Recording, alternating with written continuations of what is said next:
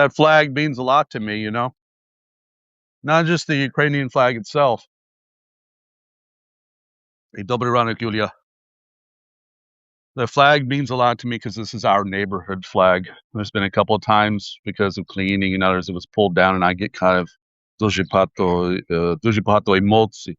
I get a lot of emotions when I don't see our flag. Flag is often a sign of resistance, you know?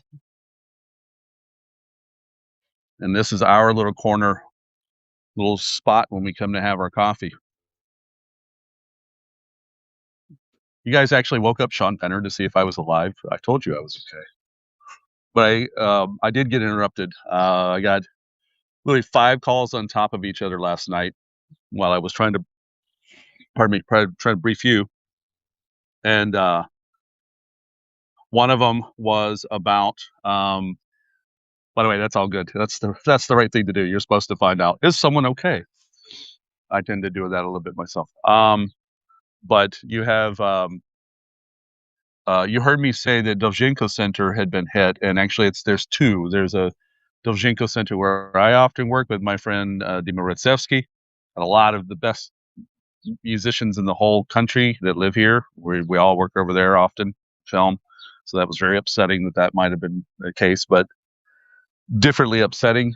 The Dovzhenko Theater, that's as my friend Albert Sikrenko said, the home of over 100,000 costumes that have been used in film, 3 million plus pieces historically destroyed, including stuff that I know he's personally attached to. So anyway, grabbing coffee, must have coffee, and got about, I don't know, barely 2 hours sleep, maybe. It is actually, for all the cloud that, I didn't continue my walk last night because of the fact that it was beginning to rain. It continued to rain quite a while, rained through all of it. And when I finally passed out, woke up, blue sky. Unfortunately, some of the reporting right now from like RBC, New Voice, some of the sites I quickly read for what's going on in the country are not reporting all the consequences out yet. I will survey them and I will see what they are. I mean, I read them off in Telegram, but I kind of wait. I've learned in doing this job for a while. Wait, let the information come in, and let it settle a little bit. Numbers change, unfortunately, ridiculously over a period of time throughout the day. I've even had them change over 2 days. I've stood at buildings that were destroyed. By the way, I hate that phrase when I'm writing. I always try to avoid that word. I stood at this. I was at this. Blah blah blah. But I have been at buildings where when I arrived, the number was 8 casualties. When I left, the number was 15 casualties. A day later, it's 30 casualties. The attack that you remember me covering just a few weeks ago, basically a month ago today, in my area here, same thing. I arrived, there was one number. By the time it was done, it was significantly higher, 24. So we will let that happen. I think that there's at least 10 locations that are affected. And remember I told you last night that I was going to gripe about something? And suddenly, it just shuffled out of my memory. It just refused to stay in my memory for whatever reason. It was elusive there. Told you, if your mind relaxes, you'll suddenly remember.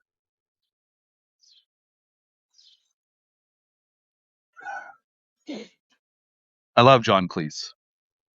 I love that John Cleese wakes up and says really good things about Ukraine.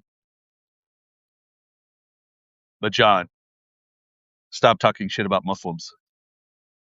This is a strategic question. My job for many years is to disrupt ISIS, Al Qaeda, and those groups. I'm going to get back to Ukraine, but I'm going to get this off my chest because it finally occurred to me as I was getting my stuff together. I go, oh, that's what it was. Just happened to pop in my head at the right moment. It's like, oh yeah, it was the John Cleese post. The bitching about Muslims in England. Number one, if you don't want Muslims in England, don't conquer Muslim territory. So simple. I'm English, Irish, Scottish mix. I can say this. I'm the product of colonials, and he keeps going on rambling in a way because I know for one he's an atheist, so his general disposition is that all things God are stupid. But he's been harping on this in a way that I've said before, and I'll talk about a whole another time. I'm just going to finally express what it was I was thinking. It got buried in my subcortex. I'm very specific about this. When you talk like that, you actually serve Al Qaeda. When you talk like that, you serve the interests of groups like Al Qaeda. What they do is often recruit with Muslims who are disaffected and attacked by people like John's, the people who were piling on John's post. People dumb enough to come to me. And I told you guys, there's always some idiot that wants to come up and tell me that they know more about the topic than I do. And that's fine, because there are people who know about the topic than I do, but not the people who comment on me. The ones who know more about it, they tend to agree with where I'm at. That's the magic trick.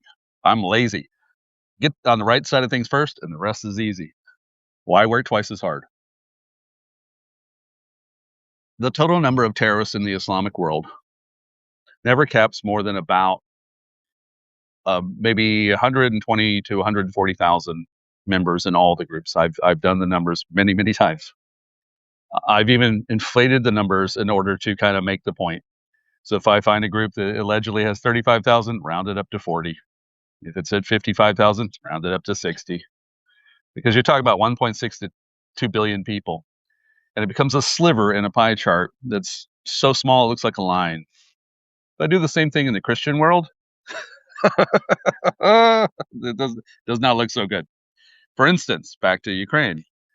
I'm about to go over to the Patriarchate Lavra to see how the Russians attacked the very church that they were trying to infiltrate at the beginning of the war through their spy chiefs, priests, I mean. And I brought this up in our broadcast last night that the Patriarchate Lavra was the site of where the SBU had basically raided the place, showed that there were Moscow Patriarchate priests there that were promoting Russia ain't so bad shit, And I've seen the materials. I've actually laid hands on those materials in order to see what they found. And having been across the country as well, I've been in other locations in the country where I have seen these materials, where they play this middle ground of, this is not about Russia. This is the principalities of evil, blah, blah, blah, that bullshit, right? And there's an actual law here that basically says you're not allowed to mitigate the acts of the terrorists. That's pretty straightforward. If you don't live in such a context, it may seem really bizarre that someone would do this to you, but or like such a policy would ever exist. Especially like, for instance, some free speech absolutists in America think that's ridiculous, but that's because you're privileged and you're not under attack. You've been the top of the game for so long, you don't even know what it's like to have to fight for your survival. You just don't. I think the First Amendment would disappear overnight if MAGA suddenly found an existential threat big enough. First Amendment would go out the fucking window. Don't believe me? Look at Elon Musk. He talked about a free speech platform and all that. What does he do? He basically, how many friends of ours that were good people got immediately banned, but Cat Turd and all those people can be Nazis every day. No one gets in the way. So it's not freedom of speech, right? Freedom of speech for me, not for thee. But here, this kind of freedom of speech is subversive. And the Ukrainians know the Russians better than anybody. And that church I've been to since those priests were removed is a regular Orthodox church now. Been there for many events. And the Patriarchate Lavra is also a historical UNESCO location. And it's not the first time they've done that. So the Saint Sophia was briefly, or was damaged lightly. Thank God it wasn't worse. I'm going to go see how the Patriarchate Lavra is right now. I'm going to also ask my friend Tom Much if he has some time to join us tonight, because I saw he was already on site. I want to also acknowledge my friend Igor Kuznetsov and another one of my photographer buddies on Instagram. If you're not following me on Instagram, it's the same thing as this account, the Chris Sampson. I don't come in a six pack. I'm just me. And Ihor and my other buddy were really close to a shot attack while covering the jobs this morning. Literally, while doing the job that we do here, they had to kind of pull behind a wall as an incoming arrived. And I'm very glad they're okay. They're also extremely savvy and durable, great journalists who know what they're doing. But as Ihor posted, it's a very, very dangerous job at this spec. And that's what we do. Just like last night when I go out on foot, I am very aware on foot last night while covering my task that I do not get to control what comes out of the sky. And for those who comment during the live broadcast, which I really appreciate, your wishes for security, be safe, go and shelter, all those things. I will never discourage you from saying that. I will tell you it's mostly a waste. Don't be upset about that.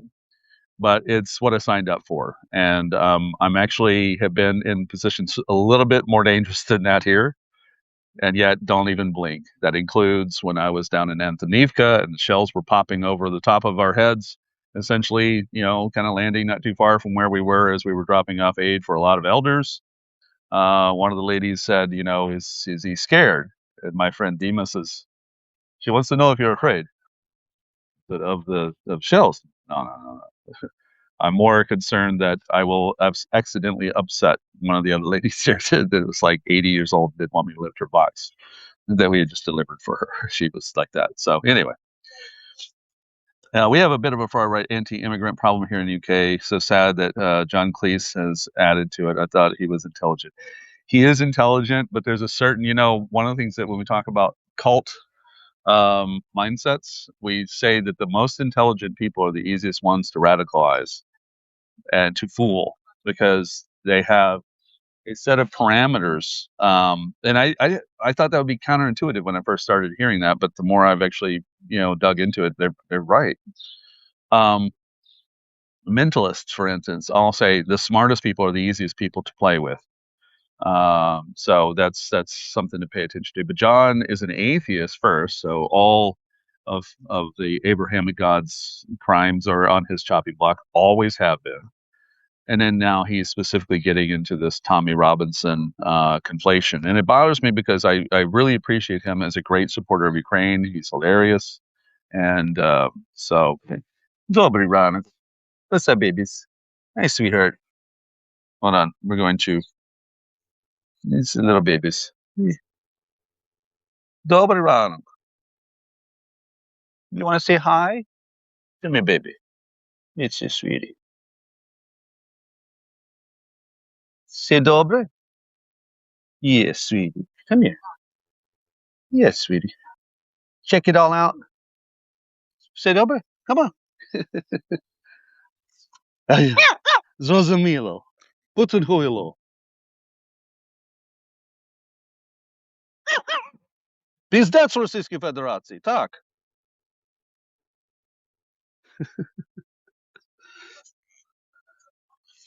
The best part of the morning is our little buddies. Я знаю, зрозуміло. Okay, so we got to go to Petros Lavra. We have a lot to do. And се понеділок. Знову. Seems like every day is Monday for me. Okay, we will see you guys later. And again, I just wanted to let you know everything's fine. You can go ahead and wake up Sean Penner if you need to. See you soon.